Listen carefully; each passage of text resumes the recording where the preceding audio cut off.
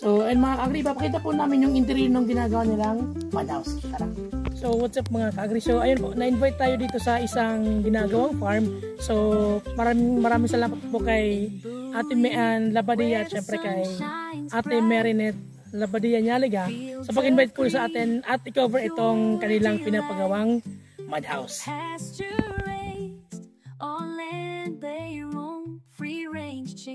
So, and mga kaagri, papakita po namin yung interior ng ginagawa nilang madhouse.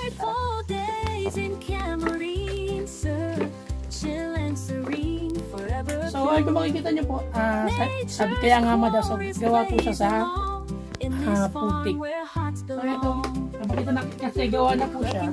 Pero ito yung talahi po ito. Ito. Talahib na naluan po yan ng putik. Then, pero hindi po siyang rice hull. Ito. Mamaya ipapakita po namin yung paghalo.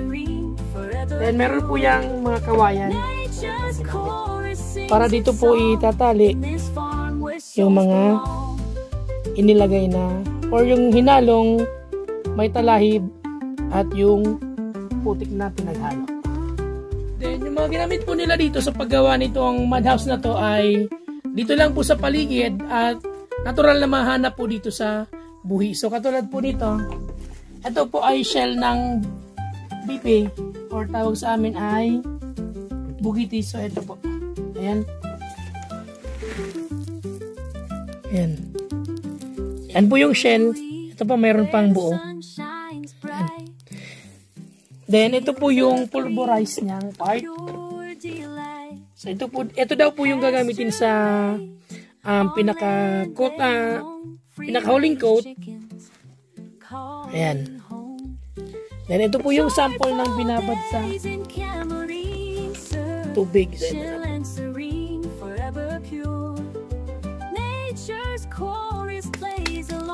ito po ay, dito natin, ito po isang kwarto. So, yun ang oras po at ay alas 10 na, pero ito dito napakalamig ng temperatura. So, gawa po sa lupa, sa putik. Pero napakatibay po ng pagkakagawa.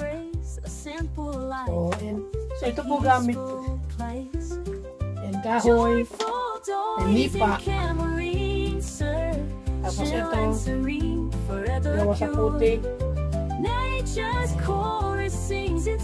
Panang palay at yung mga talahib po. At ito naman po yung proseso nila ng paggawa ng putik. So kukuha po ng lupa dito sa paligid ng madhouse at ayun po, babasain ng tubig at lalamasin at dudurugin siya hanggang maging putik na po yung lupang kinuha nila. At pagkatapos po ay lalagyan po ito ng hipa ng palay at syempre paglagay po ng hipa ng palay, haluin ulit siya para po magsama-sama na yung putik at yung hipa ng palay. At isasabay na rin po nila ang paglalagay ng dinikdik o ng pulverized na shell po ng bibe at ihaluin na po ng maayos. At syempre pag halong-halo na siya, doon na po gagamitin na siya na pangtapal sa wall ng ginagawang madhouse. At ito po mga shell na to ay galing po sa lake book. Ito po yung mga leftovers. Pagkakuha po nung laman ng bibe na edible o yung nakakain, so ito po ay mga tinapon na lang, sabi po ni Ate Meen. So ayun, naisipan niyang kunin at gamitin dito sa kanyang madhouse. At ang mga ginagamit niya po dito sa kanyang madhouse ay lahat lamang po nakukuha dito sa palibot ng kanyang madhouse o dito sa lupa nila. Katulad po nung mga kawayan, then yung lupa, yung talahib at yung hipa ng palay ay dito lamang po nakuha sa palibot ng pinagagawa ng kanilang madhouse. At ito mga kagriyan na po yung itsura nung halong-halo ng so yung putik natin, yung hipa ng palay at yung dinikdik na shell po ng kabibe. Ayan po, ayusin pa po yung pagkahalo niyan at pwede na po yung i-apply dun sa wall ng ginagawang madhouse. So, and baka ito po yung first coat na ginagawa. So, ayun po yung ginagawa ni Kuya. So, ito po yung mixture. So, ito po yung mixture ng yung malalaki pong shell yung nung bibe or nung bukitis, then rice hull, at may kasamang lupa. So ayan po yung first coat. May mga cracks po yan. Natural po kasi kapag mainit na siya, tapos natuyo na, talagang magka-crack po siya kasi hindi siya, anong tawag natin, hindi compact yung pagka-lagay sa lupa. May spaces po yan.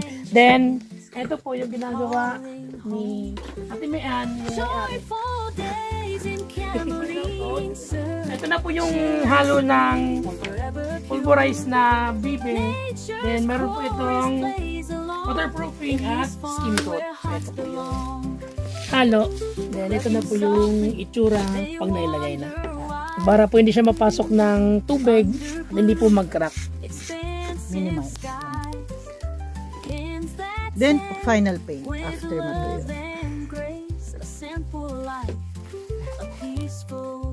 Ito naman po yung proseso ng paghalo ng skim coat at ng pulverized na shell ng bibe na ginagawa po ni Ate Mayan.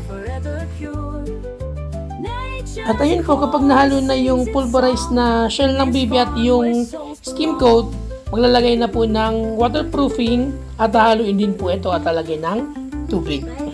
Lamang po ng mabuti bago po siya ilagay as final coating. At pag nakapaglagay na po ng final coating, ang sunod na pong ilalagay ni Ate Mayan ay yung pintura na po. Siyempre, pagkatapos na po na makalagyan siya ng pinaghalong skim coat at yung pulverized na shell ng bibe at yung waterproofing. So, yun lamang po. Ayan, watch out for the next update po na ibibigay ko. So, sa December po, kung ano po yung mga development at ano na po yung nagawa dito sa pinakaunang mud house na ginawa dito sa Buhi. Very excited po ako na matapos pa itong mud house na to ni Ate Mayan kasi napakaganda po ng plan niya dito sa mud house na to. Marami pa po siyang i-add ng mga designs at surely na ito ay magiging tourist attraction ng Buhi. So that's all for this vlog. Keep safe and God bless you all. Where hearts belong, clucking softly, they wonder why. Under blue, expansive skies, cans that tend with love and grace. A simple life, a peaceful place. Joyful joys in Camarine, sir, chill and serene, forever pure. Nature's chorus sings its song in this farm where souls belong.